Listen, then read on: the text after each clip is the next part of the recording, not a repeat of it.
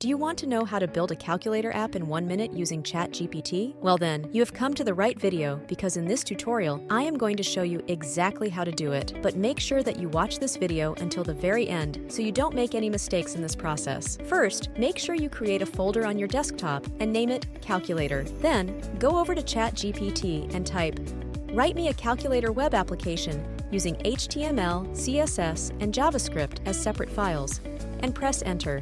Now, wait a couple of seconds until ChatGPT does its thing. It will generate the HTML, CSS, and JavaScript codes as separate files, so you can copy them and enter them into your preferred programming application. I'll be using the Brackets application, but you can use any programming software you prefer. As you can see here, it's going to give us some basic instructions on how we should name our files. Let's first copy the HTML code and paste it into my program here. Then, save the file as index.html.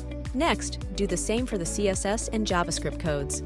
The CSS code should be named styles.tcss, and make sure that you save all 3 files into one folder and name them according to their file extensions, as ChatGPT tells you to. Once you've finished everything, just navigate to your calculator folder and open the index.html file. As you can see, here is our calculator, and it's working perfectly. That's how you can create a calculator website app in only 1 minute using ChatGPT. We hope you enjoyed our tutorial. If you found it useful, please show your support by hitting the like button and subscribing to our channel. If you have any questions or comments about the topic we covered today, we'd love to hear from you in the comments section below. Thanks for watching, and we hope you have a fantastic day.